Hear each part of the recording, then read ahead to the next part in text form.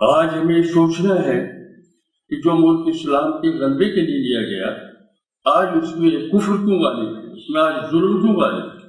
ہم نے اصلاحی نظریہ قبول کر لیا جو دشمن کی بہت بڑی سازش ہے کسی دین کو ناکام بنانے کی۔ یہ پورے نظام حیات کا دین ہے۔ میرے دوستو، جس معاشرے کے اندر 90% لوگ غریب مسکین ہو جائیں، مزدور ہو جائیں، اور وہ اپنی معاشی ضروریات پورا کرنے کے لیے 12 گھنٹے کام کریں، ان میں انسانیت کہاں رہتی ہے؟ ان میں مسجد میں آنے کا وقت کہاں ملتا ہے؟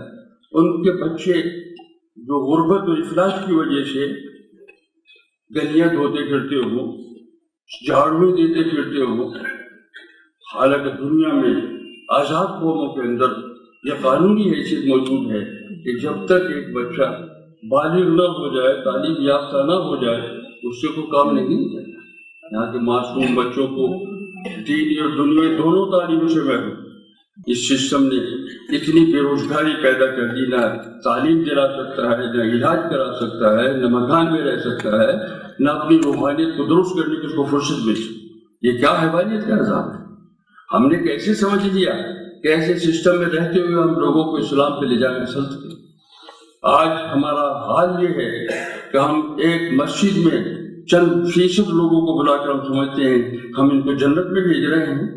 یہ 95% مسلمان جو جہنم میں جا رہے ہیں، اس کا فکر کیسے کیا جائے؟ میرے دوستو، اس اصلاحی نظریے کی سب سے بڑی ناکامی بھی موجود ہے۔ اور پھر ہم نے نہیں سوچا کہ اس 14 کروڑ 15 کروڑ عوام کو اللہ کے عذاب سے بچانے کے لیے کیا طریقہ کار ہو سکتا ہے۔ ناکام ہونے کے بعد میں ہمیں تبدیلی کر لینی چاہیے۔ میرے دوستو، اس لیے جب کفر غالب ہو، اصلاح کا کوئی کام مفید نہیں ہو سکتا۔ آج جس سے ہم دیکھتے ہیں کہ آج دین کے جتنے ادارے ہیں، ہمیں ماننا پڑے گا فیل ہوتے ہیں۔ آج دین کے ادارے مسجد ہیں، دین کے ادارے تعلیمی مدارس ہیں، دین کے ادارے خانقاہیں ہیں، وہ قوم ان سے دور ہو چکی، وہ چند لوگوں کا آمد رفت کا ایک ذریعہ بن گیا ہے۔ آج ہمیں سوچنا ہوگا کہ اتنی ہزاروں مساجد ایک بڑے شہر کے اندر موجود ہیں، اس کا نتیجہ کیوں نہیں؟ اس سے ظلم کیوں نہیں ملتا؟ اس سے معاشی مسئلہ کیوں نہیں حل ہوتا؟ اس میں عادت کیوں قائم نہیں رہتا؟ اس لیے ہمیں سوچنا پڑے گا۔ آج مساجد فرقہ کو بنیادوں پر بنتی ہیں، گروہوں کے بنیادوں پر بنتی ہیں، مسائل کے جھگڑے ان میں کیے جاتے ہیں، عقائد کے جھگڑے ان میں کیے جاتے ہیں۔ ایسی حالت میں تم بتاؤ ظلم کیسے مٹایا جائے، قوموں کو آزادی کیسے دلائی جائے، ترقی یافتہ معاشرہ کیسے کیا جائے، اس کو آزاد قوموں میں کیسے شمار کیا جائے؟ میرے دوستو، اس کا نتیجہ کیا نکل رہا ہے کہ جب پاکستان کا نوجوان مایوس ہو جائے اس نظام سے اور مایوس ہو جائے مذہبی نظام سے، اس کو کوئی راستہ ترقی خوشحالی کا نظر نہ آتا ہو، وہ کدھر تقسیم کیا ہے، ادھر جائے۔ یہ بہت بڑی سازش ہم سمجھتے ہیں۔ آج دنیا میں مسلمان ملک تقسیم سامراج میں کیے ہیں، 40-50 ٹکڑے ان کے موجود ہیں، لیکن وہ بادشاہت اور شیوخ کے نام سے موجود ہے۔ یہ خطہ اسلام کے نام سے وجود میں آ کر اسلام کو فیل کر دیا۔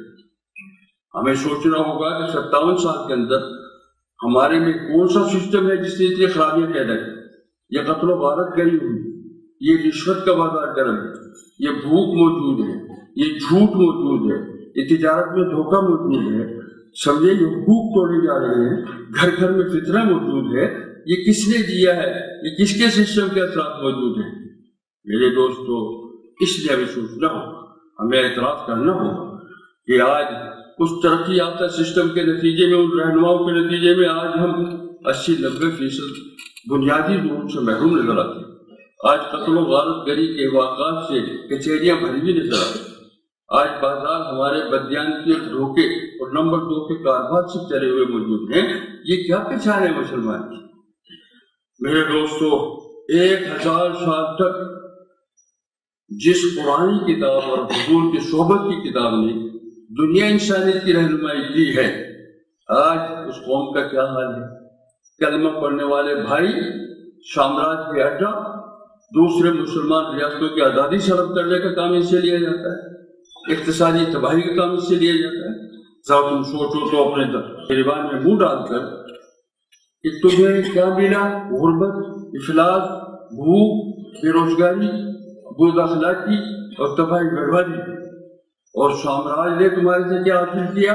تمام عالم اسلام کی آزادی حاصل کرنے سے روک دی. اندازہ لگائیے کہ سامراج نے پاکستان سے کیا حاصل کیا اور عالم اسلام کے لیے ہمارے کیا کردار، کیا کرتوتیں موجود ہیں. سوچنا ہوگا.